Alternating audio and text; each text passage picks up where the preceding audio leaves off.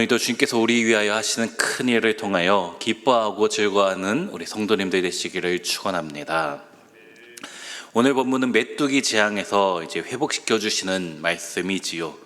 어제도 살펴보았지만 이 요엘서의 중심이 되는 18절의 말씀, 그때 여호와께서 자기의 땅을 극진히 사랑하시어 그의 백성을 불쌍히 여기실 것이라. 이 극진하신 하나님의 사랑, 먼저 찾아와 주시는 그 은혜로 이스라엘 백성의 모든 문제가 하나하나 풀려가기 시작합니다. 먼저 19절에 여호와께서 그들에게 응답하여 이르시기를 내가 너희에게 곡식과 새 포도주와 기름을 주리니 너희가 이로 말미암아 흡족하리라. 내가 다시는 너희가 나라들 가운데서 욕을 당하지 않게 할 것이며, 여기 곡식과 새 포도주와 기름을 주시겠다 약속하고 계시지요. 근데 1장 10절에서 곡식과 포도주와 기름이 다 사라진다라고 했었는데, 바로 이 19절에서 그 곡식, 그 포도주, 그 기름이 다시 주시겠다라는 거예요. 그냥 주시는 것이 아니라 흡족할 정도로 풍성히 채워주시겠다라는 말씀이지요. 하나님의 은혜는 적당히가 없습니다. 우리 마음이 흡족할 정도로 부어주시는 것이 우리 하나님의 은혜요, 하나님의 축복인 줄로 믿습니다. 20절에 내가 북쪽 군대를 너희에게서 멀리 떠나게 하여 메마르고 적막한 땅으로 쫓아내리니 그 앞에 부대는 동해로 그 뒤에 부대는 서해로 들어갈 것이라. 이 북쪽 군대에는 메뚜기 떼를 가리키는 것인데, 이 메뚜기 떼를 하나님께서 쫓아내 주실 것이다. 그런데 어떻게 쫓아내는가? 동해와 서해로 보낸다 말씀하고 있지요. 동해는 가나안 땅의 동남쪽에 있는 사해 바다를 가리키는 것이고, 서해는 지중해를 의미합니다. 이 사해와 지중해 바다는 이스라엘 백성에게 심판을 상징하는 의미였습니다. 그런데 온 땅에 임했던 그 메뚜기 떼를 이 사해 바다와 지중해 바다에 빠뜨려 죽게 하시겠다. 그 죽음의 시체가 너무나 많다 보니 악취가 날 것이다 라는 거지요. 즉 우리 삶에 있는, 우리 온 세계 교회 성도들의 삶에 있는 모든 고통의 문제를 흔적도 없이 사라지게 할 것이다, 주님께서 말씀하고 계십니다. 그러면서 21절에 땅이여 두려워하지 말고 기뻐하며 즐거워할지어다. 여호와께서 큰 일을 행하셨음이로다.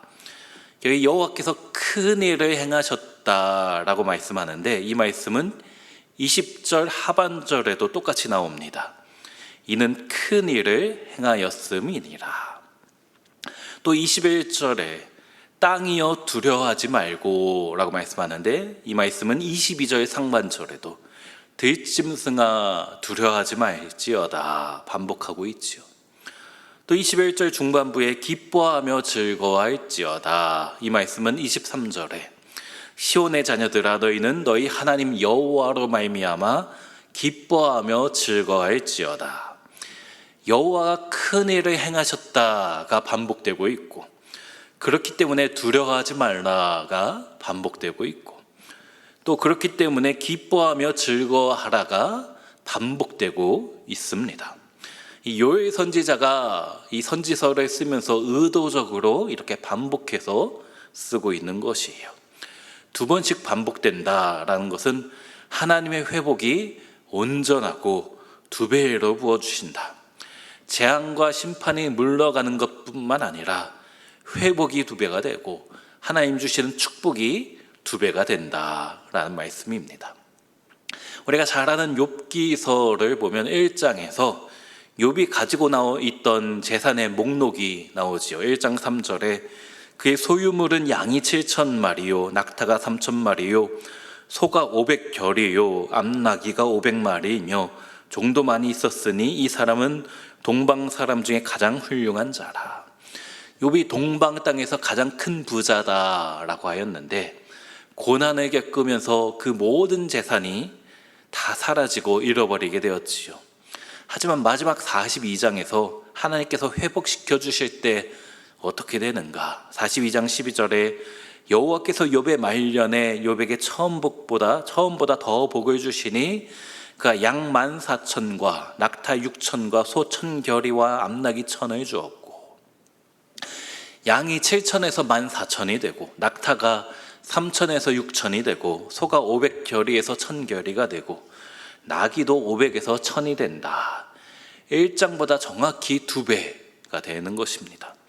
하나님이 2배로 갚아주신다. 물론 상징적인 해석이어서 이전보다 배 이상의 풍성이 넘치게 해주실 것이다 라는 약속의 말씀입니다. 물론 욥의 자녀가 아들 7에 딸이 3이 있었는데 다 죽었지요. 근데 나중에 42장에서 하나님이 아들 7과 딸 3을 다시 주셨습니다. 왜 가축은 2배로 주면서 우리 자녀는 2배가 아닌 똑같이 주시는가? 먼저 죽은 자녀는 천국에 가 있기 때문에 똑같이 주는 것이 2배가 되는 것이지요. 이렇게 하나님의 은혜와 축복은 갑절로 주시는 것이, 갑절 이상으로 주시는 것이 하나님의 축복인 줄로 믿습니다. 근데 그렇게 회복시켜 주시는 방법이 무엇인가? 하나님께서 어떻게 회복시켜 주시는가? 23절에 그가 너희를 위하여 비를 내리시되 이른 비를 너희에게 적당히 주시리니 이른 비와 늦은 비가 예전과 같을 것이라. 하나님이 이른 비와 늦은 비를 주셔서 모든 것이 회복될 것이다 말씀하고 있어요. 하나님이 이스라엘에게 주신 약속의 땅 가나안 땅은 젖과 꿀이 흐르는 땅이다 라고 부르지요. 출애굽됐던 이스라엘이 가나안 땅에 정탐꾼을 보냈을 때 깜짝 놀랐습니다. 포도송이 하나를 2 장정이 같이 메고 와야 될 만큼 모든 것이 풍성했었던 것이지요. 그런데 이 가나안 땅이 항상 젖과 꿀이 흐르지만은 않았습니다. 성경을 보면 가뭄이 들 때가 많이 있었잖아요. 대표적으로 우리 엘리야 시대 때 큰 가뭄이 있었지 않습니까? 왜 그런가요?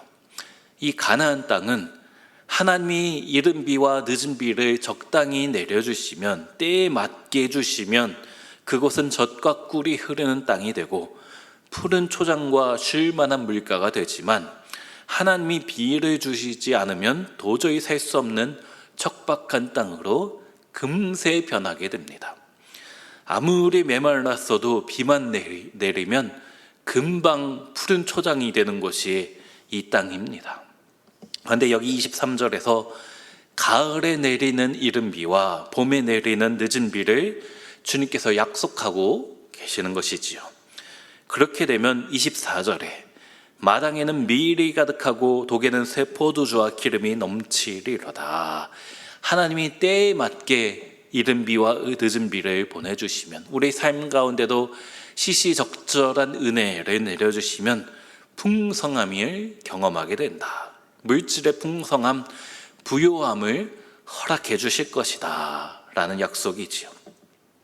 그런데 그것만이 중요한 것이 아닙니다. 예수 믿고 축복받는 것도 중요하지만 더 중요한 것이 26절에 너희는 먹되 풍족히 먹고 너희에게 놀라운 일을 행하신 너희 하나님 여호와의 이름을 찬송할 것이라.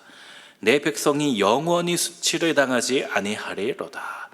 이런 물질의 회복보다 더 중요한 것이 예배의 회복, 또 신앙의 회복인 것이지요. 물질의 복은 하나님을 예배하기 위하여 필요한 것입니다. 예배 하나님 더 잘 섬기기 위해서 하나님께서 때로는 물질을 주시는 것이고, 누군가에게는 하나님을 예배하기 위해서 물질을 조금밖에 안 주시는 것이지요. 27절에도 그런즉 내가 이스라엘 백 가운데에 있어 너희 하나님 여호와가 되고 다른 이가 없는 줄을 너희가 알 것이라. 내 백성이 영원히 수치를 당하지 아니하리로다. 내가 너희 가운데 있을 것이다. 너희의 하나님이 될 것이다. 그러면 영원히 수치를 당하지 않을 것이다. 내가 너희와 항상 함께하여서 내가 너희의 하나님, 너희는 내 백성이 될 것이다 라는 것입니다. 그리고 더 중요한 말씀이 28절부터 나오는데요. 그 후에 내가 내 영을 만민에게 부어주리니 너희 자녀들이 장래 일을 말할 것이며 너희 늙은이는 꿈을 꾸며 너희 젊은이는 이상을 볼 것이며 그때 내가 또 내 영을 남종과 여종에게 부어줄 것이며 내가 이적을 하늘과 땅에 베풀리니 곧 피와 불과 연기 기둥이라. 여호와의 크고 두려운 날이 이르기 전에 해가 어두워지고 달이 핏빛같이 변하려니와 누구든지 여호와의 이름을 부르는 자는 구원을 얻으리니. 많이 들어본 말씀이죠. 사도행전 2장에서 오순절 성령 충만 사건 때 베드로가 이 말씀을 인용해서 설교했던 말씀이잖아요. 두 가지를 말씀하고 있습니다. 첫째는 성령님이 임하실 것이다. 성령님이 온 백성에게 임할 것이다. 그리고 두 번째는 성령님이 임하시면 이스라엘 백성에게만 국한되었던 하나님의 구원이 여호와의 이름을 부르는 모든 자에게 임하게 될 것이다. 약속합니다. 이 요엘서의 말씀이 수백 년이 지나서 사도행전 시대 때 오순절 성령 강림 사건으로 나타났고 또 그로부터 2000년이 질러서 우리도 여호와의 이름을 부르는 우리가 되어서 구원받게 된 것이지요. 우리도 사실은 이스라엘 백성, 혈통적인 유대인이 아닌 우리 한국인이기 때문에 이 구약의 관점으로는 도저히 하나님 백성이 될 자격이 없지만 이 요엘서에서 약속한 누구든지 여호와의 이름을 부르는 자는 구원을 받을 것이다. 이 말씀이 성취되어서 우리가 교회로 나오고 하나님의 백성, 천국 백성 된 것이지 않습니까? 예수를 믿고 구원받은 모든 사람의 마음속에 또한 성령님이 임하게 되는 것이죠. 우리가 착각하는 것이 예수 믿어도 성령을 다시 받아야 된다가 아니고, 물론 성령 충만은 조금 다른 부분이지만 예수 믿은 모든 사람의 마음속에는 이미 성령님께서 함께 하신 것이지 않습니까? 1장 말씀 나눌 때 제가 메뚜기 때문에 다 망하게 되었는데, 싹이 다 말라버린 인생인데 하나님께 기도한다고 회복이 될 것인가? 오늘 본문에 회복이 된다라고 말씀하고 있죠. 사라진 곡식, 사라진 포도주와 기름이 넘쳐날 것이고 그것도 2배로 임할 것인데, 그런 물질의 풍요를 얻을 뿐만 아니라 더 크고 더 위대한 일이 나타날 것이다 라고 하였지요. 이런 물질의 회복, 물질의 축복, 그것은 덤이고 더 중요한 것이 참된 예배와 참된 신앙의 회복이 우리에게 약속되었습니다. 그뿐 아니라 하나님께서 우리 삶에 회복을 주시는 것, 은혜와 축복 주시는 것뿐만 아니라 성령 충만케 하시어 우리 삶 가운데 성령으로 살아가게 하시고 우리를 통해서 하나님의 구원 역사를 이루어 가실 것입니다. 예수 믿고 성령 받은 우리를 통하여서 많은 이가, 우리 가족이, 우리 친구들이, 예수 믿지 않는 그 누군가가 여호와의 이름을 부르며 돌아와서 하나의 구원 백성이 될 것이고, 이런 우리 가정과 우리 삶의 현장 가운데, 우리 직장 가운데 놀라운 일들이 성령 충만 받은 우리를 통해서 이루어질 줄로 믿습니다. 그러므로 오늘도 우리에게 이른 비를 내려주시고 늦은 비를 주시는 주님의 큰 일을 통하여서 더 이상 두려워하지 않고 기뻐하고 즐거워하게 되는 그런 은혜가 넘치는 우리 모든 성도님들의 삶이 되시기를 주의 이름으로 축원합니다. 기도하겠습니다. 사랑과 은혜가 충만하신 하나님, 그렇습니다. 오늘도 하루의 첫 시간을 주님 앞에 올려드리며 우리 영혼을 끼워서 이 자리에 나온 성도님들 있사오니 이 하루를 주님께서 받아주시고 오늘 하루도 역사하여 주시고 승리케 하여 주시옵소서. 주님, 때로 우리의 삶 가운데 메뚜기 재앙과 같은 어려움이, 고난이 있지만 우리가 믿는 하나님 어떤 분이십니까? 은혜롭고 자비롭고 노하기를 더디하시고 인자와 긍휼이 풍성하신 하나님이시오니 그 하나님께서 우리 삶 가운데 곡식도 주시고 포도주도 주시고 기름도 풍성히, 그것도 갑절로 주실 것을 우리가 굳게 붙잡고 살아가는 우리 모든 성도들 되게 하여 주시옵소서. 우리 가운데 물질의 어려움 가운데 있는 우리 성도님들 불쌍히 여겨주시고 하나님, 갑절의 은혜 허락하여 주시옵소서. 질병의 문제로 고통 가운데 있는 성도들 있습니다. 하나님, 이전의 건강처럼 갑절의 건강 허락하여 주시옵소서. 하나님, 그런 물질의 복뿐만 아니라 더 중요한 우리 예수 믿는 신앙의 복, 신앙의 회복이 있게 하여 주시옵소서. 여호와를 찬양하는 것이 우리 삶 가운데 넘치게 하여 주시고, 하나님이 우리의 하나님 되어 주시며 우리는 그분의 백성됨으로 하나님 우리 삶 가운데 예수 믿는 그 신앙이 더욱더 이전보다 더 큰 믿음 허락하여 주시옵소서. 뿐만 아니라 성령 충만한 가운데 우리가 살아가게 하여 주시고, 성령 받아서 우리의 구원의 역사를 우리 삶 가운데 나타나며 살게 하여 주시옵소서. 우리 가운데 아직도 예수 믿지 않는 우리 가족들, 우리 친구들, 또 우리 직장 동료들이 있습니까? 하나님, 우리를 통해서 누구든지 여호와의 이름을 부르는 자는 구원을 얻을 것이니라 말씀하신 것처럼 우리를 통해서 그 놀라운 구원 역사가 속히 나타나게 하여 주시옵소서. 이를 위하여서 우리 VIP 축제를 준비하고 있습니다. 모든 과정 가운데 하나님께서 함께하여 주시고 역사하여 주시며 그들을 통해서 많은 이들이 이전에 나와 하나님의 영광을 바라보며 하나님 나라가 확장되는 놀라운 일들 되게 하여 주시옵소서. 우리 교회가 그렇게 하나님 복음 사역에 집중하는 우리 교회 되게 하여 주시고, 그를 통해서 하나님께 기쁨이요 하나님의 자랑이 되는 우리 온 세계 교회 되게 하여 주시옵소서.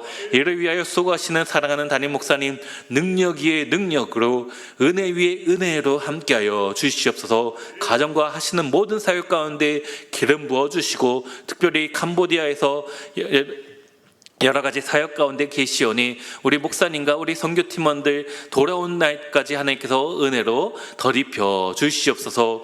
오늘도 하나님께 예배하며 각자의 삶의 자리에서 열심히 또 주의 증인으로 살아갈 수 있는 우리 모든 성도들 되게 하여 주실 줄로 믿사오며 우리를 사랑하시는 예수님의 이름으로 기도하옵나이다. 아멘.